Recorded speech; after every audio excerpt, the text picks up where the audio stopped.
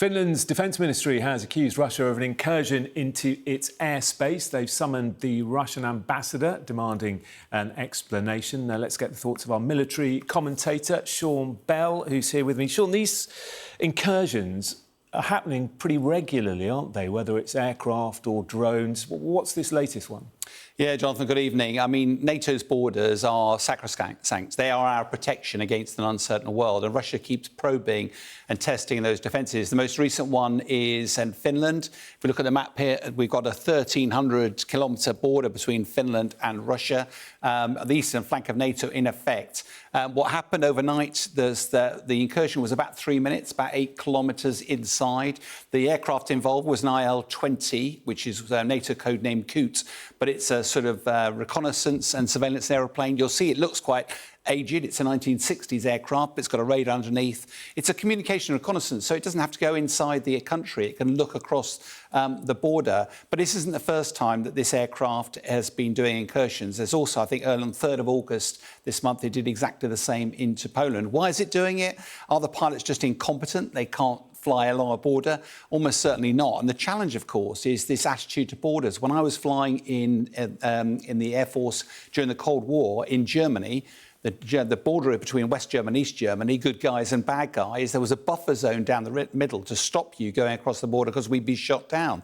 And in the aircraft that went towards the border, on the emergency guard frequency, was a brass monkeys call. Everybody just turned west to make sure you never went across the border.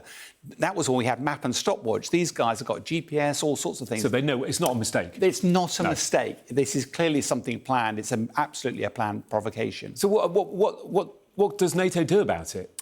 Well, at the moment, NATO, all it does is intercepts the aircraft to prove that we can intercept them. The trouble is what that does is allows the Russians to test what we should be potentially a lot more robust. Back in 2015, 2 Turkish fighters, F-16s, went up to intercept 2 Russian fighters that were coming towards its airspace. One of them turned back when it was warned. The other Russian aircraft carried on.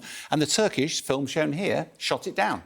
Now, Putin... You're not suggesting that, are you? Well, I'll get on to that. Putin went apoplectic, but what he actually, at the end of the day, he never sent another aircraft in. Now, I'd be a lot more robust about the response, but one of the ways of doing that without actually shooting is that the fighter jet can go in behind the Coot aircraft, switch its targeting radar on and lock a missile onto it.